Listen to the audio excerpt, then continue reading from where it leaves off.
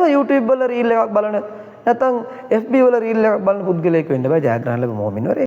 ආර්ථික සම්බන්ධ දෙයකට ආර්ථික හා සම්බන්ධ නමන්න දාන්න ඕන. නමුත් අල්ලාහ් තාලා නම දාන්නේ සකා පිවිතුරුභාවය කියලා. දැන් ඇයි අල්ලාහ් තාලා පිවිතුරුභාවය ගැන නම දාන්නේ?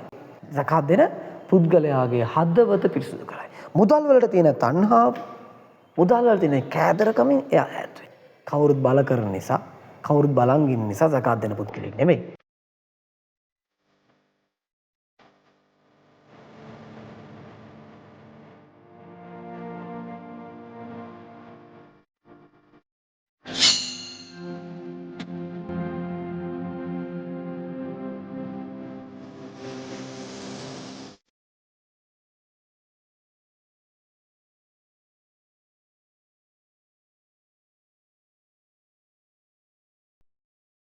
වල්ලදීනහුම් අනිල් ලග්වි මෝරිදුන්. ඔවුන්ගේ ඊළඟ ගුණාවය. වල්ලදීනහුම් අනිල් ලග්වි මෝරිදුන්.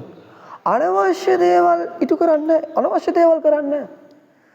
මොමිනුරෙක් ජයග්‍රහණ ලැබු මොමිනුරෙක් Tamanගේ ජීවිතය තුල අනවශ්‍ය දේවල්, නිෂ්ඵල දේවල්, ප්‍රතිඵලයක් නැති දේවල් වලට නැහැ.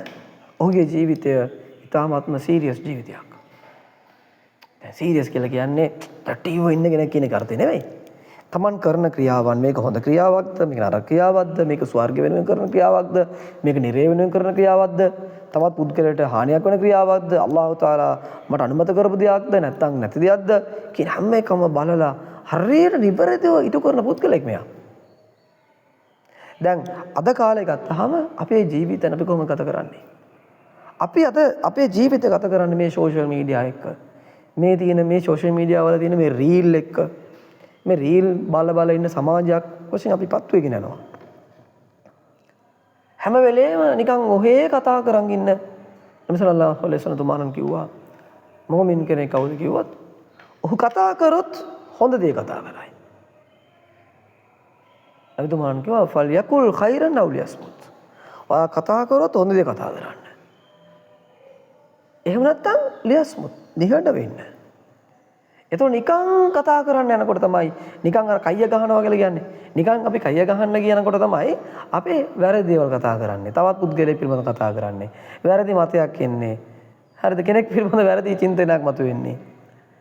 අපි ඔහේ කතා කරන්න කියනවා. එතකොට මොහොමෙන් ගැන ජයග්‍රහණ ලැබුමින් ගැන එහෙම නෙවෙයි.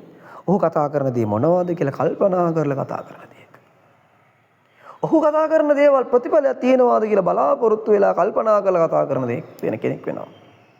ඔහු හැම එකම අර කියනවා කට කැඩුනා වගේ කතා කරනවා කියලා. එහෙම කතා කරන කෙනෙක් වෙන්න බෑ ජයග්‍රහණ ලැබු මොමිනුරේකට. හැතොට මම කියෝ වගේ හැම වෙලේම මේ රීල් බල මේක රීල් කර ෂෙයා කර රයිට්. ඒක විතරක් ජීවත් වෙන කෙනෙක් ජයග්‍රහණ ලැබු මොමින් කෙනෙක් වෙන්න බෑ. Tamanගේ ජීවිතය Taman ප්‍රතිඵලයක් නැති දේවල් වල වීදම් කරලා කම්මැලිකමෙන් ජීවත් වෙලා හරි ඔහේ ඉන්න හැම වෙලේම YouTube වල reel එකක් බලන නැත්නම් FB වල reel එකක් බලන පුද්ගලයෙක් වෙන්න බෑ ජයග්‍රහණ ලැබු මොමින්වරයෙක්. ඔහුගේ ජීවිතය ඉතාමත්ම සැලසුම් සහගත ජීවිතයක් වෙනවා. දැන් කෙනෙක් ජෝක් කරන්න හොඳ නැහැ. කෙනෙක් ගාලා ඉන්න ඕන, අර දැඩිව ඉන්න ඕන කියන අර්ථයක් මෙතන නැහැ. ජෝක් කරන්න පුළුවන්. විදුමානන් ජෝක් කරලා තියෙනවා, විහිනා වෙලා තියෙනවා, වීලු වෙලා තියෙනවා. හරි එන්ජොයි කරලා තියෙනවා, කරන්න පුළුවන්. ඒක ජීවිතේ අපිට ජීවිතේ රස විඳින්න නැත්තම් ජීවිතේ අපි කියනවා මේ බතට ලුණු වගේ තියෙන්න ඕන ඒක. අපේ ජීවිතේ ඒක රසවත් කරන්න ඕන. අපේ ජීවිතේම විහිළු වෙන්න බෑ. අපේ ජීවිතේම රීල් වෙන්න බෑ. අපේ ජීවිතේම ජෝක් වෙන්න බෑ. මොමින් කෙනෙක් ජයග්‍රහණ ලැබු මොමින්ගේ ජීවිතයමයි. ඒ වගේම ඊළඟ ගුණාංගය කතා කරනවා. ආයි නැවතත් අල්ලාහ් තාලා දෙවියන් එක්ක තියෙන සම්බන්ධය කතා කරනවා. වල්ලදීනහුම් ලිසකාති ෆායිලුන්. අවුන් කවුද කිව්වොත් අල්ලාහ් තාලා අනිවාර්ය කරපු ඒ සකාත් එක ඒ දානමානය ලබා දෙන අය. ඒ අනිවාර්ය කරපු දානමානය. අල්ලාහ් තාලා අතිරේක අපිට ලබා දුන්නු දානමාන සෑහෙන්න තියෙනවා.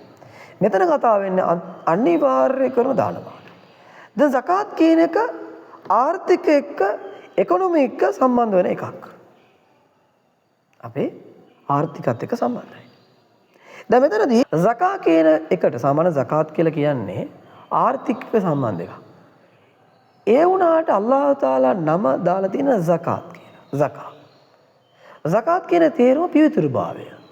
දැන් ඉකොනොමි කියනකොට දැන් සාමාන්‍යයෙන් ෆයිනෑන්ෂියල් දෙයකට ආර්ථික සම්බන්ධ දෙයකට ආර්ථික හා සම්බන්ධ නමන්නේ දාන්න ඕන. නමුත් අල්ලාහ් තාලා නම දාන්නේ සකා පිවිතුරුභාවය කියලා. දැන් ඇයි අල්ලාහ් තාලා පිවිතුරුභාවය නම දාන්නේ? සකා කියන නම දාන්නේ.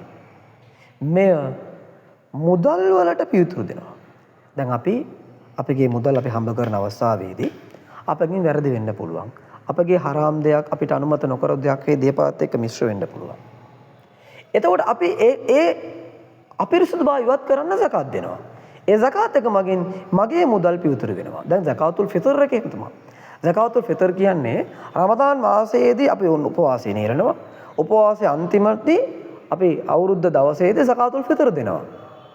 ඒ සකාතුල් ෆිතර් කියන එක අපි නෝම්බිවල කරපු අපේ නෝම්බිවල තිබුණු අඩුපාඩු ඒ අඩුපාඩු වෙනුවෙන් අපි දෙන ඒ සකාත් එක අඩුපාඩු පිවිතුරු කරය. අඩුපාඩු වලට ඒ සකාත් එකෙන් ඒ හිල නැත්නම් ඒ අඩුපාඩුව පිරවයි.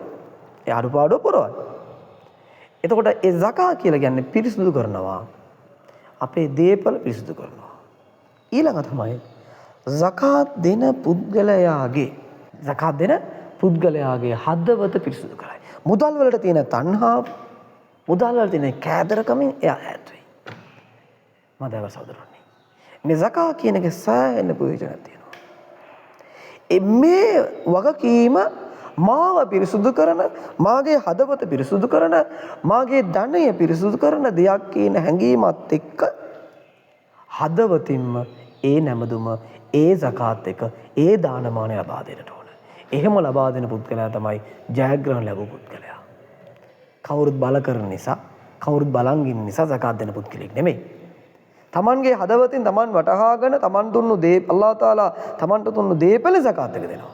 මේ සකාත් එක නිසි ආකාරව ඉටු වෙන්න ඕන. සකාත් එක සාමූහික වශයෙන් කරන්න ඕන. සකාත්ෙන් සෑහෙන ප්‍රයෝජන තියෙනවා. ආර්ථික සම්බන්ධ සෑහෙන ප්‍රයෝජන ලබා ගන්න පුළුවන් දෙයක් බවට සකාත් එක්පත් කරන්න පුළුවන්.